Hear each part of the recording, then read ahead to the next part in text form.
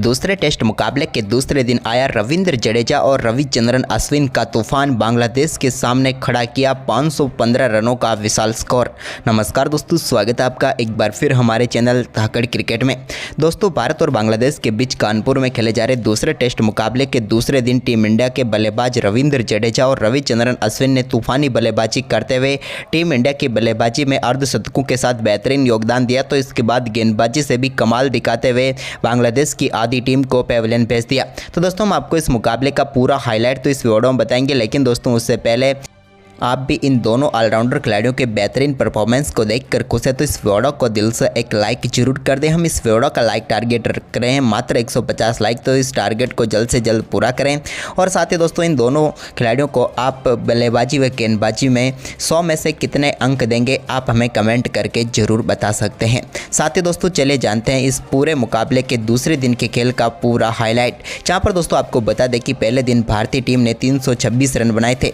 तो उससे आगे आज यहाँ पर एक बार फिर दूसरे दिन का खेल शुरू हुआ। तो यहाँ पर आज के दिन के पहले ही ओवर में मेहंदी हसन मिराज गेंदबाजी करने आए तो उनकी गेंद पर शानदार चौके के साथ आगाज कर दिया शुभमन गिल ने। तो इसके बाद ऋषभ पंत ने भी एक बड़ा शॉट खेला आज के दिन के तीसरे ओवर में और गेंद को एक बार फिर से बाउंड्री लाइन के पार भेजने में वो भी कामयाब हुए बड़े शॉट के साथ, यानी कि 1 बाउंस चौका ऋषभ पंत ने भी जड़ दिया। वहीं पर आज के दिन का पहला छक्का भी यहां पर शुभमन गिल के बल्ले से देखने को मिला, जब उन्होंने शानदार बल्लेबाजी करते हुए साकिब अल हसन की गेंद को शानदार तरीके से लॉन्ग ऑन के ऊपर से स्टैंड में डिपॉजिट करते हुए एक और शानदार छक्का जड़ दिया। इसके बाद ऋषभ पंत ने आज के दिन के 9वें ओवर की गेंद को शानदार तरीके से छक्के के लिए बाउंड्री लाइन के पार भेजा एक स्कूप शॉट के जरिए, और बेहतरीन शॉट उन्होंने हसन महमूद की गेंद पर लगाया और फाइन लेग के ऊपर से गेंद को 6 रनों के लिए बाउंड्री लाइन के पार भेज दिया। लेकिन इसके बाद दोस्तों ऋषभ पंत एक और बड़ा शॉट खेलना चाहते थे, लेकिन यहां पर गेंद खड़ी हो गई और मेहंदी हसन मिराज को वो अपना कैच थमा बैठे और भारतीय टीम को एक और झटका ऋषभ पंत के रूप में लगा। ऋषभ शानदार बल्लेबाजी करते हुए 128 रनों की पारी खेलकर पेविलियन लौटे। इसके बाद क्रीज पर उतरे नए बल्लेबाज केएल राहुल ने भी आते ही शानदार कवर ड्राइव के जरिए अपनी पारी का बेहतरीन आगाज कर दिया।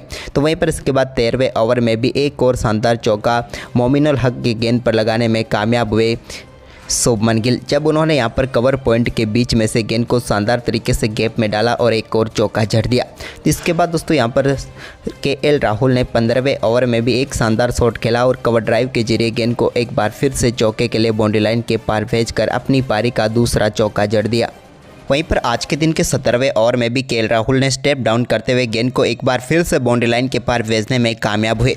लेकिन इसी बीच दोस्तों भारतीय टीम को एक और झटका देने में मेहंदी हसन मिराज कामयाब हुए और उन्होंने यहां पर एलबीडब्ल्यू आउट करके पेविलियन भेज दिया शुभमन गिल को। गिल भी बेहतरीन पारी खेल रहे थे, लेकिन 132 रनों की पारी खेलकर वो भी पेविलियन लौटे। इसके बाद तो दोस्तों यहाँ पर केएल राहुल से एक बार फिर उम्मीदें बन चुकी थी कि वो बड़ा स्कोर खड़ा करेंगे, और इसी बीच उन्होंने आज के दिन के 21वें ओवर में एक और शानदार चौका जड़ दिया।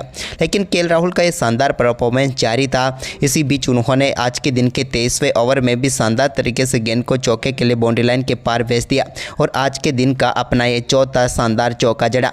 अब भारतीय टीम का स्कोर 400 रनों की तरफ पहुँच चुका था।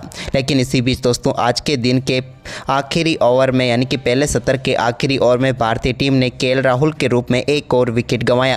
केएल राहुल 32 रनों की पारी खेलकर पेविलियन लौटे और आज के दिन के, यानी कि दोस्तों दूसरे दिन के पहले सत्र की समाप्ति तक भारतीय टीम ने 402 रन बनाए और अपने 6 महत्वपूर्ण विकेट गंवा दिए।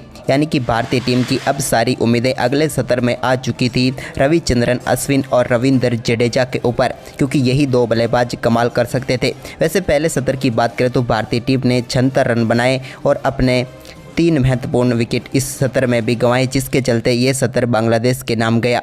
वहीं पर इसके बाद अगले सत्र की शुरुआत हुई तो रविंद्र जडेजा ने उसी अंदाज में शुरुआत की जिससे कि उन्होंने पिछला मुकाबला खेला था और आते ही शानदार तरीके से गेंद को लॉन्ग ऑफ की तरफ 1 बाउंस चौके के लिए बाउंड्री लाइन के पार भेज दिया। वहीं पर अब भारतीय टीम के लिए दोनों बल्लेबाज आक्रामक बल्लेबाजी करते हुए नजर आ रहे थे।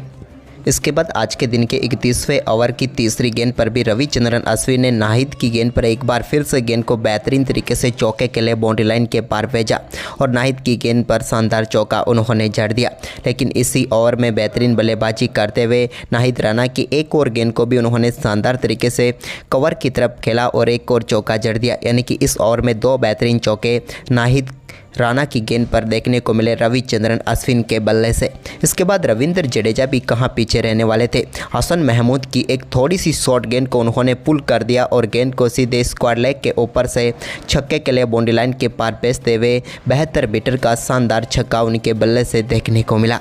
रविंद्र जडेजा और रविचंद्रन अश्विन अब दमदार बल्लेबाजी कर रहे थे। इसी बीच हसन महमूद के ही ओवर की एक और गेंद को चौके के लिए बाउंड्री लाइन के पार भेजा। कवर की तरफ खेलना चाहते थे लेकिन गेंद बाहरी किनारा लेकर बाउंड्री लाइन के पार चली गई, लेकिन कुछ कई किधर भी हो लेकिन मिला रविचंद्रन अश्विन को चौका ही। इसके बाद यहां पर 37वें ओवर में भी उन्होंने एक बार फिर से गेंद को शानदार तरीके से कवर की तरफ ही चौके के लिए बाउंड्री लाइन के पार भेजा। अब दोनों बल्लेबाजों के बीच ये साझेदारी तो शानदार तरीके से चल ही रही थी, लेकिन अब ये धीरे धीरे अपने अपने अर्धशतकों की तरफ भी बढ़ रहे थे। वहीं पर साकिब की एक गेंद को रविंद्र जडेजा ने शानदार तरीके से फाइन लेग की तरफ खेल दिया और एक और चौका उनके बल्ले से भी देखने को मिला। अब दोनों बल्लेबाजों में होड़ ये मची थी कि कौन पहले अर्धशतक तक पहुंचेगा, लेकिन साकिब की गेंद पर एक और बड़ा शॉट यहां पर देखने को मिला रविचंद्रन अश्विन के बल्ले से और गेंद को डीप मिड विकेट के ऊपर से उन्होंने 93 मीटर दूर स्टैंड में डिपॉजिट करते हुए एक और शानदार छक्का जड़ दिया। तो वहीं पर रविंद्र जडेजा भी कहाँ पीछे रहने वाले थे, वो भी अपनी आक्रामक बल्लेबाजी के लिए जाने जाते हैं और 45वें ओवर में उन्होंने भी एक बड़ा शॉट खेला और गेंद को उन्होंने इस बार लॉन्ग ऑन के ऊपर से छक्के के लिए बाउंड्री लाइन के पार भेज दिया।